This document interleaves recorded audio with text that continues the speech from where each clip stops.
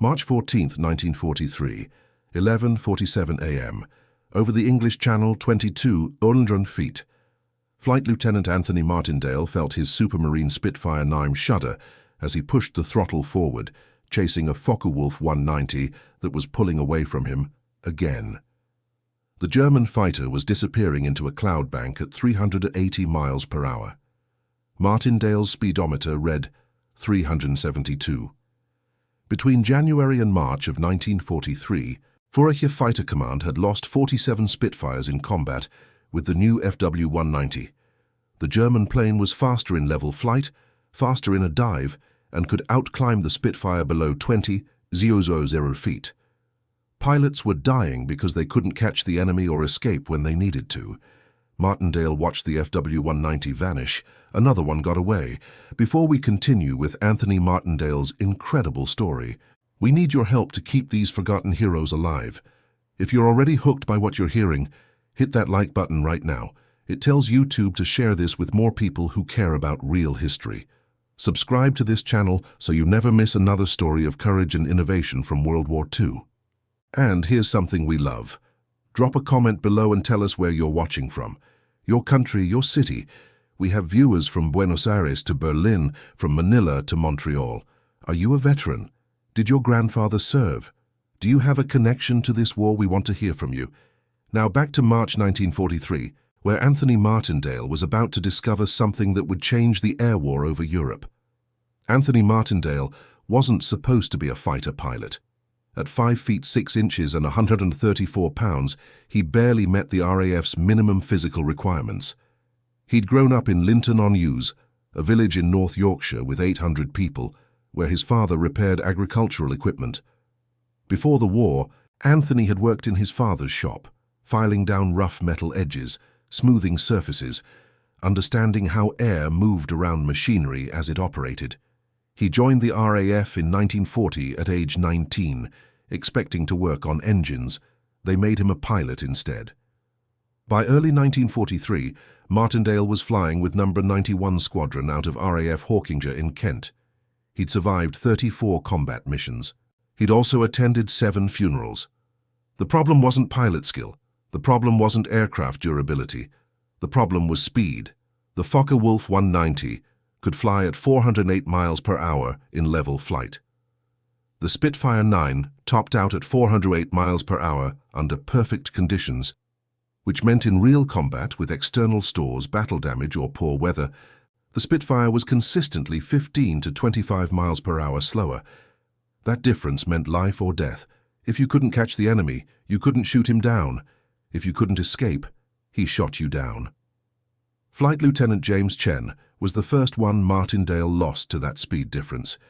Chen was from Portsmouth, 23 years old, engaged to a girl named Dorothy, who worked at a munitions factory. Chen always carried a photograph of Dorothy in his left breast pocket, over his heart. He showed it to everyone. "When this is over," he'd say, "I'm opening a motorcycle shop. Chen's Cycles. Dorothy's going to do the books." February 28, 1943. Chen engaged a FW-190 over Calais. The German pilot simply accelerated away in level flight, then reversed and came back with altitude advantage. Chen's Spitfire went down in flames 8 miles off the French coast. They never found his body. Dorothy sent a letter to the squadron a week later, asking if anyone had seen what happened. Martindale wrote back. He didn't tell her that Chen had radioed, "He's too bloody fast," as his last transmission.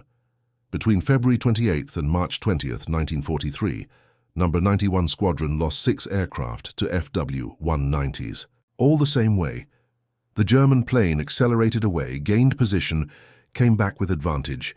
The Spitfire pilots died because they couldn't keep up. Martindale started staying up at night in the dispersal hut, staring at the technical manuals. Rolls-Royce had already modified the Merlin 61 engine to produce more power. Supermarine had reduced aircraft weight.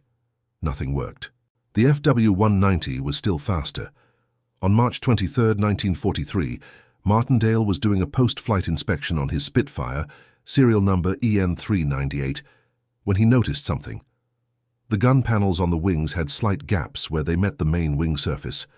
Not much, maybe a 1/4 inch, but air was flowing into those gaps at 350 miles per hour, creating turbulence. Martindale crouched down, put his hand near the gap, felt the vibration. He remembered something his father had taught him. Anthony, smooth flow is fast flow. Rough flow costs you power. What if the Spitfire wasn't slow because the engine was weak? What if it was slow because the airframe was rough? Martindale spent that night measuring every panel gap, every rivet head, every surface imperfection on EN 398. He found 47 spots where air was hitting edges, creating drag. The official RAF technical specifications said those gaps were within tolerance. The engineering diagrams showed that rivet heads were flush enough. But Martindale knew something the engineers didn't. He'd spent 4 years filing metal smooth in his father's shop. He knew the difference between within tolerance and perfect. The next morning, Martindale walked into the squadron stores and asked for fabric dope tape, the cotton tape used to seal fabric-covered control surfaces. The store's officer, Sergeant Malcolm Price, looked at him like he was insane. "What do you need tape for, sir? Your control surfaces are fine." "Not for control surfaces," Martindale said. "Just give me 4 rolls." Price handed them over, shaking his head. Martindale waited until after dark. He couldn't risk anyone seeing this. What he was about to do was technically against regulations. Modifying an operational aircraft without authorization from the Air Ministry was a court-martial offense. But Martindale had lost 6 squadron mates in 3 weeks. He wasn't asking permission. He started with the gun panel gaps. He cut strips of fabric tape, applied them along the edges where the panels met the wing, and smoothed them down with dope to create a seamless surface. Then he moved to the wing root fairings, the cannon blast tube openings, the radio mast attachment point. Every surface irregularity got tape. Every rivet head that protruded more than a millimeter got covered. It took him 4 hours and 20 minutes. When he was done, EN 398's wings looked strange, covered in irregular patches of beige tape, but they were smooth, perfectly smooth. He touched the surface. No vibration, no rough edges, just continuous contour from nose to tail. The next morning, March 25, 1943, Martindale took EN 398 up for an engine test. He didn't tell anyone about the tape. He climbed to 15,000 feet, leveled off, and pushed the throttle to maximum continuous power. The Spitfire accelerated. The speedometer needle climbed past 360, past 370, past 380. At 20,000 feet in level flight, EN 398 was doing 398 miles per hour, 26 miles per hour faster than any Spitfire 9 had ever been clocked at that altitude. Martindale held his breath. He pushed into a shallow dive. 420 miles per hour, 440 miles per hour. The aircraft was smooth, stable, faster than it had any right to be. He pulled up, heart pounding, and headed back to Hawkinge. When he landed, Flight Sergeant David Humphreys was waiting on the tarmac. "Sir, what the hell did you do to your aircraft?" Martindale shut down the engine. His hands were shaking. "What do you mean?"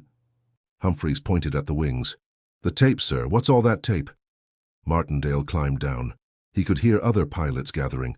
"Humphreys, get a stopwatch. I need to prove something." That afternoon, Martindale took 3 more flights, each time with a witness timing his runs. The results were consistent. EN 398 was 22 to 28 miles per hour, faster than a stock Spitfire 9 at any altitude above 10,000 feet. Word spread through the squadron before sunset. By March 26th, 8 pilots were asking Martindale to tape their aircraft. By March 28th, the squadron commander, Wing Commander Leonard Cheshire, demanded an explanation.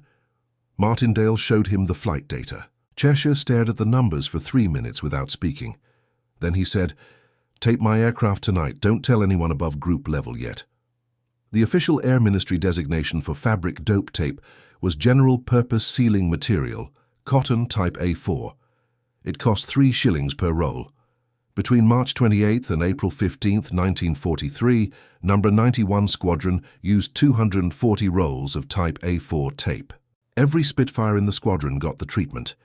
Martindale personally supervised each application, teaching ground crew the technique: cover every gap, every rivet head over 1 millimeter, every surface break, smooth flow, fast flow. The first combat test came on April 2nd, 1943. Flight Lieutenant Robert Doe engaged a Focke-Wulf 190 at 18,000 feet over Abbeville. The FW-190 pilot tried the standard tactic, accelerate away in level flight. Doe's taped Spitfire stayed with him. The German pilot tried again. Doe closed distance. At 400 yards, Doe fired a 2-second burst from his 20mm cannons.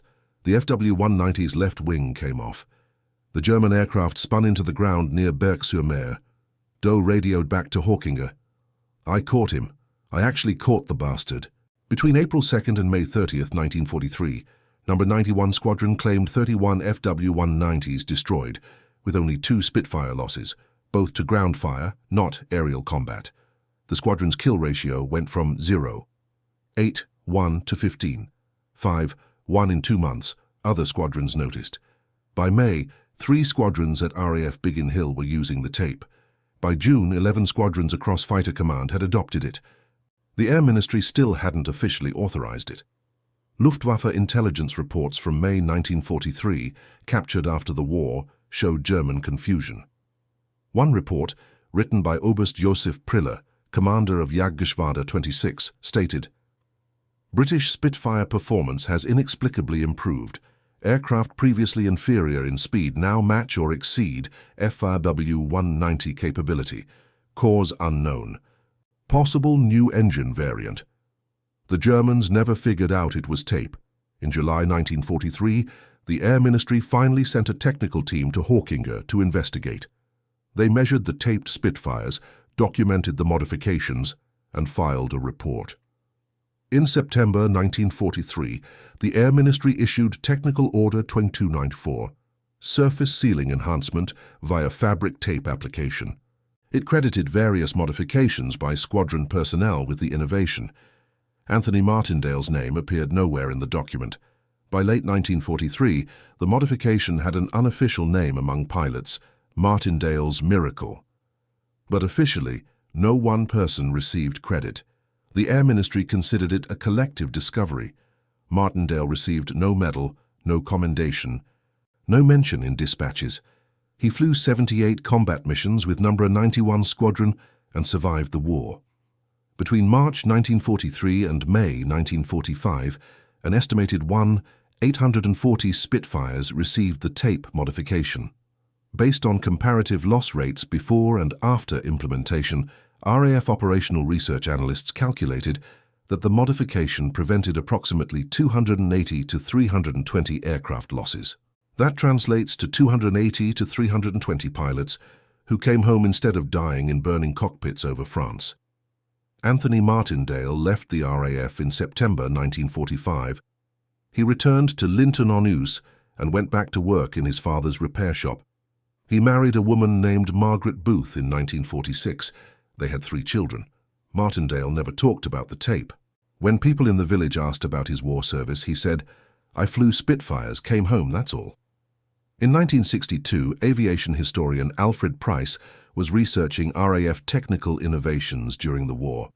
He found the 1943 Technical Order and started asking questions. He interviewed former pilots from No. 91 Squadron. Every single one of them said the same thing. "Talk to Martindale." He started it. Price tracked Martindale down in Linton-on-Ouse. Martindale was 41 years old, working in the same shop where he'd learned to file metal smooth at age 15. Price asked him about the tape. Martindale shrugged. Just made sense. Air doesn't care about regulations, it cares about smooth surfaces. Price wrote a 2-page article about the modification in RAF Flying Review in 1963. It was buried on page 47. Almost no one read it. Anthony Martindale died on November 8, 1994, at age 73, of heart failure. His obituary in the Yorkshire Post was 4 sentences long. It mentioned that he'd served in the RAF during the war. It didn't mention the tape. It didn't mention the 300 lives saved. It didn't mention that he'd made the Spitfire the fastest fighter in Europe, using 3 shillings worth of cotton tape and 4 hours of work in the dark. There's a small display at the RAF Museum in Hendon that mentions the fabric tape modification. It's in a corner of the Battle of Britain exhibition, a single placard with a photograph of a taped Spitfire wing. The placard reads, "Fabric tape applied to panel gaps reduced drag, improving performance. That's all it says. Anthony Martindale's name isn't on it. What Martindale understood, what the engineers at Supermarine and the Air Ministry missed, was that speed wasn't just about horsepower. It was about smoothness. It was about paying attention to the details everyone else considered too small to matter. A quarter-inch gap in a gun panel doesn't seem important when you're building 20 Sauzon aircraft. But at 400 miles per hour, a quarter-inch gap creates enough turbulence to slow you down by 25 miles per hour.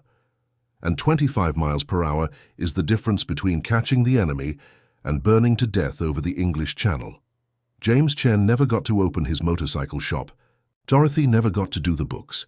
But because Anthony Martindale spent one night with 4 rolls of tape, 300 other pilots did come home. They opened shops, married their sweethearts, had children, lived ordinary lives. They never knew the name of the 5'6" mechanic's son who'd saved them by making their aircraft smooth. If this story moved you, if you believe these forgotten heroes deserve to be remembered, hit that like button right now. Subscribe to this channel so you never miss another story of courage and innovation from the Second World War. And leave a comment below. Tell us where you're watching from. Tell us if you served or if someone in your family did. Tell us what you think about Anthony Martindale's story. These men didn't fight for glory. They fought because it needed to be done. The least we can do is remember them. Thank you for keeping their memory alive. The Secret Spreads, April-August 1943, April 18th, 1943. RAF Biggin Hill, Kent. 2:30 p.m. Squadron Leader. Alan Deere stood in the dispersal hut at RAF Biggin Hill. Listening to a pilot from No. 91 Squadron describe something impossible. Flight Lieutenant Robert Doe had just landed his Spitfire, flown cross-country from Hawkinge, and the aircraft looked like it had been vandalized. Beige tape covered the wings in irregular patterns, wrapping around panel gaps and rivet heads like some kind of field repair gone wrong. "You're telling me this tape made you 25 miles per hour faster?" Deere asked. Doe nodded. "I know how it sounds. But yesterday I stayed with a 190 in level flight for 4 minutes. 4 minutes, Alan. Before the tape, I'd have lost him in 30 seconds. Deere had flown Spitfires since 1940. He was a 12-kill ace, a survivor of the Battle of Britain, and deeply skeptical of miracle solutions. "The Air Ministry approved this?" "Not exactly," Doe said, "but it works. Martindale figured it out. Started with his own kite. Now the whole squadron's using it." Deere walked outside and ran his hand along Doe's Spitfire wing. The tape created a seamless surface where there had been gaps. He could feel the difference, smooth, continuous. He thought about the 3 pilots he'd lost in the past month. All 3 had been chasing FW-190s that simply accelerated away. "Show me how to apply it," Deere said. By April 25th, every Spitfire at Biggin Hill had tape on the wings. By May 3rd, the modification had spread to RAF Hornchurch, RAF Manston, and RAF West Malling. Pilots were sharing the technique like contraband, passing it squadron to squadron, base to base. The Air Ministry still hadn't officially sanctioned it, but frontline pilots didn't care about paperwork. They cared about survival. The fabric tape cost 3 shillings per roll and took 4 hours to apply properly. It violated regulations about unauthorized aircraft modifications. And it was saving lives at a rate that stunned everyone who saw the statistics.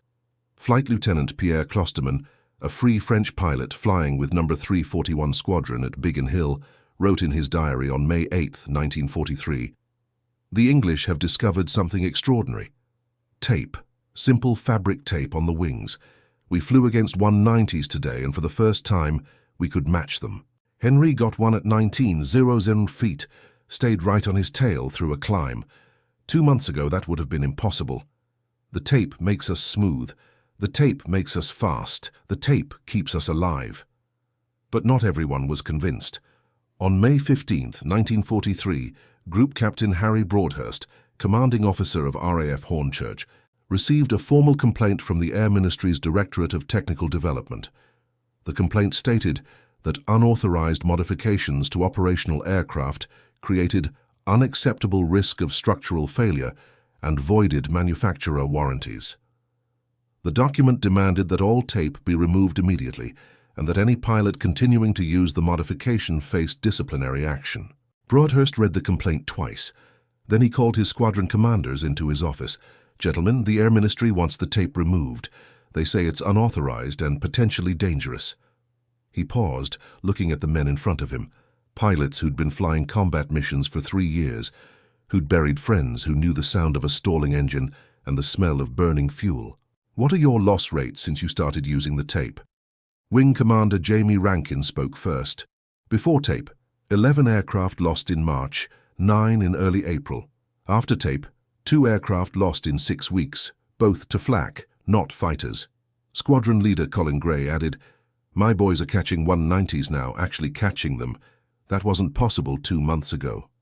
Broadhurst nodded slowly. "Here's what we're going to do. Officially, I'm ordering compliance with the Air Ministry directive. The tape comes off." He let that sink in.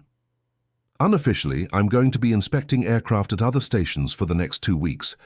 While I'm gone, I expect my pilots to exercise their best judgment regarding aircraft performance optimization." The pilots understood. The tape stayed on. What Broadhurst didn't tell his pilots was that he'd already written a classified report to Air Vice Marshal Trafford Lee Mallory, commander of No. 11 Group, detailing the tape modification's success. The report included combat statistics from 5 squadrons, comparative speed tests from RAF Boscombe Down, and testimonials from 23 pilots. Broadhurst's conclusion was blunt. This modification is saving pilots' lives at a rate that justifies immediate widespread implementation, regardless of regulatory concerns. Lee Mallory forwarded the report to Air Chief Marshal Sir Sholto Douglas, head of Fighter Command. Douglas read it, then called a meeting with representatives from Supermarine, Rolls-Royce and the Air Ministry's technical branch. The meeting took place on June 3, 1943, at Bentley Priory Fighter Command headquarters. It lasted 7 hours. The Supermarine engineers argued that the tape modification was unnecessary. Their aircraft already met performance specifications. The Air Ministry representatives worried about setting a precedent where frontline pilots could modify aircraft without authorization. The Rolls-Royce team pointed out that the modification didn't involve the engine, so they had no objection. Douglas listened to all of them. Then he asked a single question. "How many pilots have died because the Spitfire couldn't catch the Focke-Wulf 190? No one answered. "Gentlemen," Douglas said, "we have frontline squadrons reporting a 300% improvement in kill ratios after applying fabric tape to wing surfaces. The modification costs almost nothing, can be done by ground crew in 4 hours, and appears to have no negative side effects. Meanwhile, we're sitting here debating regulatory procedures while pilots are dying. I'm authorizing immediate implementation across Fighter Command." On June 12, 1943, the Air Ministry issued Technical Order 2294.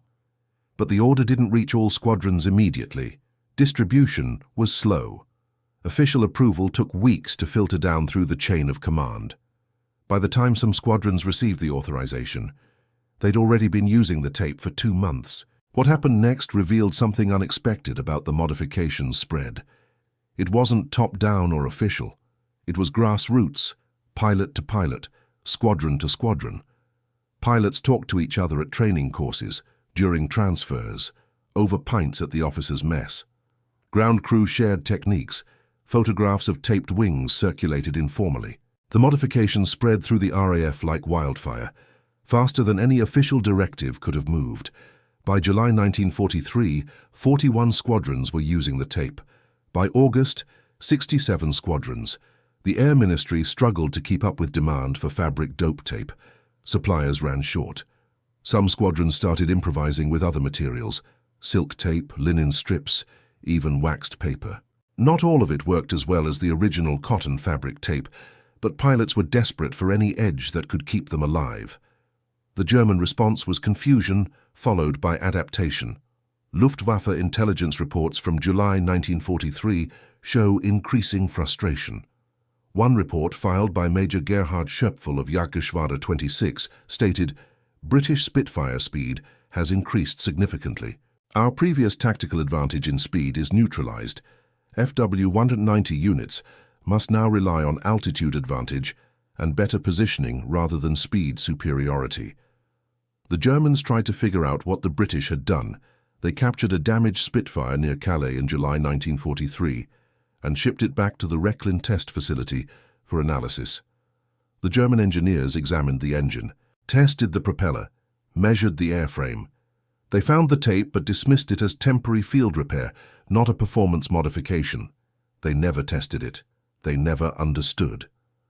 By September 1943, the FW-190's speed advantage was effectively neutralized across most of the Western Front.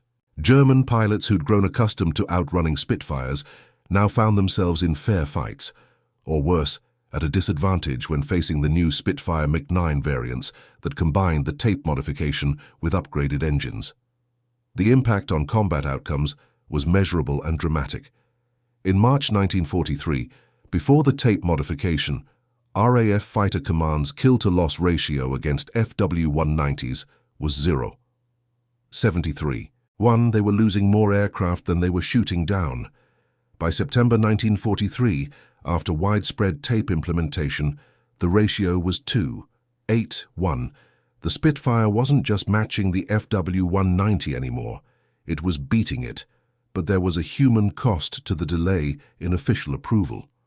Between March 25th, when Martindale first tested the tape, and June 12th, when the Air Ministry finally authorized it, approximately 73 Spitfires were lost in combat with FW-190s across squadrons that hadn't yet adopted the modification. Some of those squadrons didn't receive the tape until July or August, months after it could have saved their pilots. Flight Lieutenant Thomas Neal of No. 249 Squadron died on May 3, 1943, when his Spitfire couldn't catch a FW-190 that had damaged a bomber formation. Neal's squadron didn't learn about the tape modification until May 18th, 15 days too late. He was 22 years old, from Edinburgh, engaged to be married in June. His fiancée received a letter from the squadron commander explaining that Neal had died heroically defending bombers. The letter didn't mention that he died chasing an enemy he couldn't catch, in an aircraft that could have been 25 miles per hour faster if someone had applied 4 rolls of fabric tape. This pattern repeated across Fighter Command through the spring and summer of 1943. Pilots died in slow Spitfires, while other squadrons, sometimes just miles away, were flying fast Spitfires with tape. The modification spread through informal networks faster than official channels, creating a patchwork of capability where survival depended partly on whether your squadron commander had the right connections or heard about the tape from the right person at the right time. Anthony Martindale knew about some of these deaths. Pilots from other squadrons would visit Hawkinger, see the taped aircraft, ask questions. Martindale would explain the technique, help them apply it to their own planes. But he couldn't reach everyone. He was just a flight lieutenant, not a policymaker. He couldn't issue orders or accelerate official approval. He could only help the pilots who found their way to him. In August 1943, a young pilot officer named Geoffrey Wellham transferred to No. 91 Squadron from operational training. Wellham had heard rumors about special Spitfires at Hawking that were faster than normal. On his first day, he asked about it.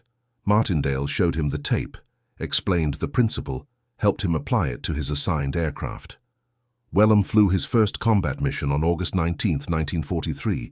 He engaged a FW-190 at 16,000 feet and stayed with it through a 5-minute chase that would have been impossible in an unmodified Spitfire. He didn't shoot it down.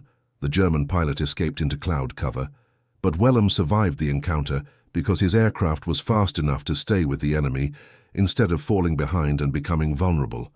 Years later, in 1988, Wellham published his memoir, First Light. In it, he wrote, "The tape modification wasn't in any manual, it wasn't official, but it worked. Someone, I never learned who, had figured out that smoothness mattered more than power. That pilot, whoever he was, saved my life on my first combat mission. I never got to thank him." Martindale read that passage in 1989. He never contacted Wellham. He never told him, "That was me. I'm the one who taught you about the tape." He just kept working in his father's shop, filing metal, making things smooth. By the end of 1943, the tape modification was standard procedure across RAF Fighter Command. New Spitfires rolled out of the Supermarine factory, with improved panel fit to reduce gaps. But existing aircraft still needed the tape. It became part of the routine maintenance cycle. Every 40 flight hours, inspect the tape, replace any sections that had degraded, maintain the smooth surface. The modification remained in use through 1944 and into 1945, as new Spitfire variants were introduced. The MQ-40, the MQ-30, Supermarine incorporated better panel fit from the start, reducing the need for tape. But thousands of earlier Spitfires kept their tape until the end of the war. The final official accounting, done by RAF Operational Research in 1946, estimated that the fabric tape modification had been applied to 240 Spitfires during the war. The report calculated that it had directly contributed to 340 to 380 additional enemy aircraft destroyed and had prevented 290 to 340 friendly aircraft losses by allowing Spitfires to escape situations they would otherwise have been trapped in. Those numbers represented real people, pilots who came home, mechanics who kept working, families who stayed intact. Anthony Martindale never received official recognition for any of it. His contribution was buried in the phrase, various modifications by squadron personnel, in a technical order that almost no one read. But across Britain, across Europe, in bomber formations that made it home because their Spitfire escorts could keep up with the enemy, in pilots who grew old and had grandchildren and told stories about the war, in all of those places Martindale's 4 hours of work with cotton tape echoed forward through decades. He just never knew it, and neither did most of the people he saved.